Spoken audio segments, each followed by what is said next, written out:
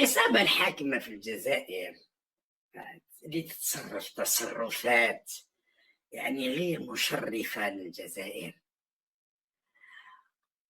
تنظم دورة رياضية ومن بعد تجي تبدا تقول لك لا حنا السيادة مادام الطيارة ما تجيش ما تخش الأجواء تاعنا وهذا كذا، ويقول لك هذا موقف سيادي. هو ماذا بيهم باش المغاربة ما يشاركوش، لكن المغاربة ما يشاركوش حظوظنا تكبر باش حنا نكونوا في الأربعة الأوائل ونترشحوا لكأس العالم.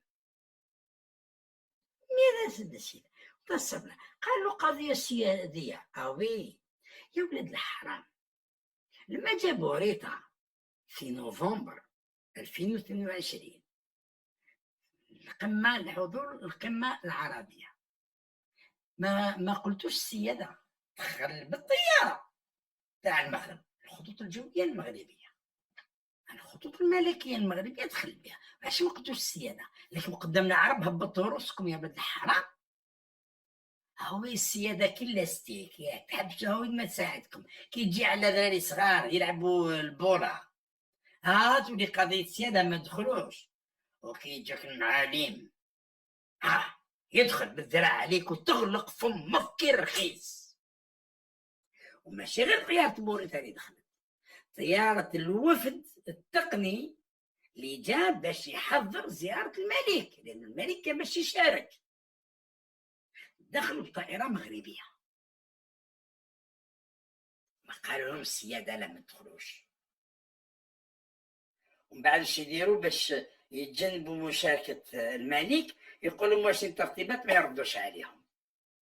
تصرف تاع انذال، تصرف تاع الرخاص، تصرف ما يليقش بمقام الجزائر. رئيس الاتحادية تاع الجامعة الملكية المغربية فوزي رقجع ارفع القضية لرئيس الفيفا، قال له هاي الحكايه ما خلاوناش ندخلوا من المغرب مباشر، قال روح على باريس ونروح. علاش راه على باريس ونجي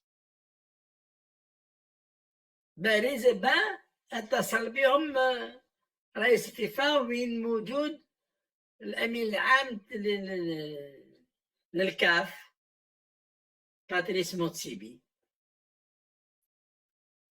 قال له يلزم تتأمن رحلة مباشرة من الرباط إلى مدينة قسنطينة.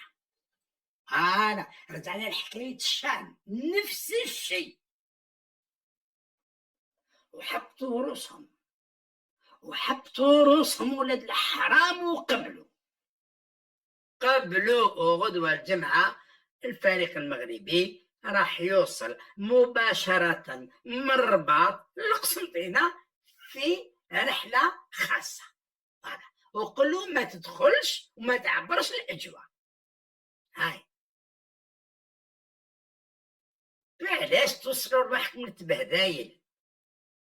وعلاش توصلوا رواحكم للتبهدايل؟ شوف المغرب وين ما يعني انا ما ندافعش عن المغرب، والمغرب ما هوش محتاج دفاع، علاش راهو مرتكب جريمه ولا على مواقف. المغرب يجي يشارك كدوله باش كمنتخب باش يشارك يصيب عرايا يحكموا دايرين ذراع على بلاد وعلى شعب يقولوا ما دخلوش، لازم تروح تعدي على باريس ولا عدي على تونس ولا عدي على كذا وما تجيش بطيارتك. وما انا نعطيك كلمه حق